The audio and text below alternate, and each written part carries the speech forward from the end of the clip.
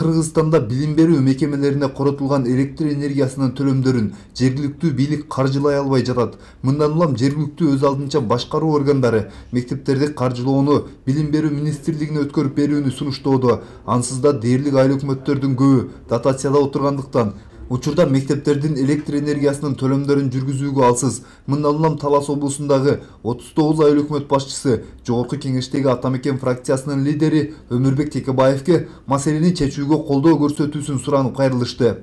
Конкретно өзүм айыл өкмөтүн жазылып калышын каалайт элем да, анткени биздики да ушул чакан бюджеттүү айыл өкмөт жылдын башында бөлгөндө бизге электр энергияга бөлүнгөн акчаны МИФИнден баягы бұрайыншы гранттан аз берилип калган. Бизге 300 миң сомдой кем берилип калды да.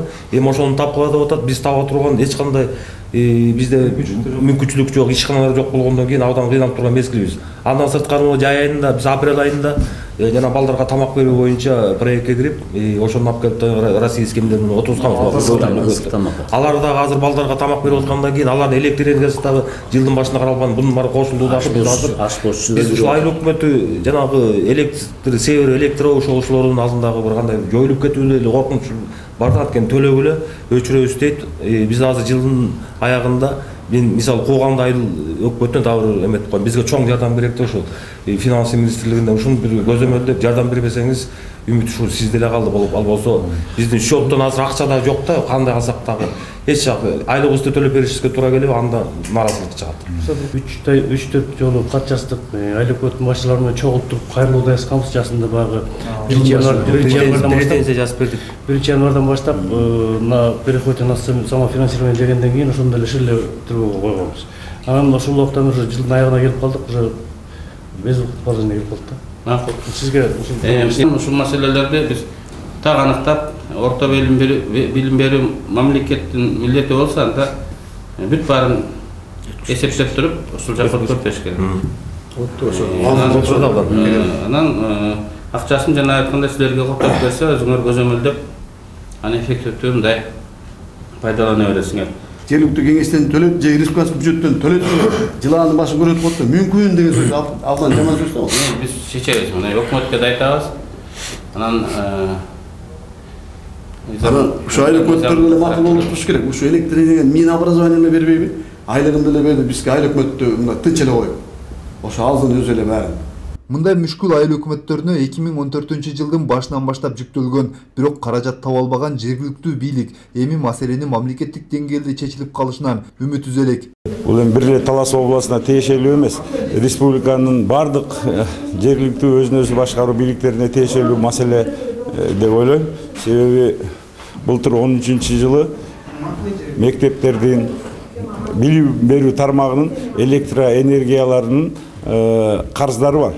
Буну мында каржы министри которуп турчу да. Ошол каржы министри айыл өкмөттөрү которуш, айыл өкмөттөрү рейстерге которчу да. Ошону убагында которбой коюп, кечиктирип которо берип, пениясы өсүп, ар бир айыл өкмөттө бүгүн ушул карыздар мойнунда турат.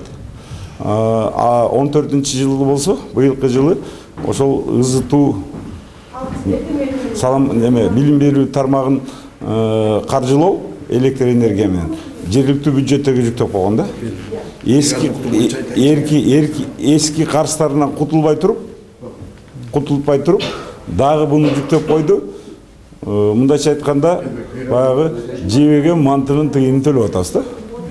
Ушул маселени баягы Өмүрбек Шеркешев келгеш ушул маселени чечип берсеңиз деп келдик. Себеби 1-декабрдан баштап 2 сом 19 тыйынга өтүп атпайлыкпы дагы.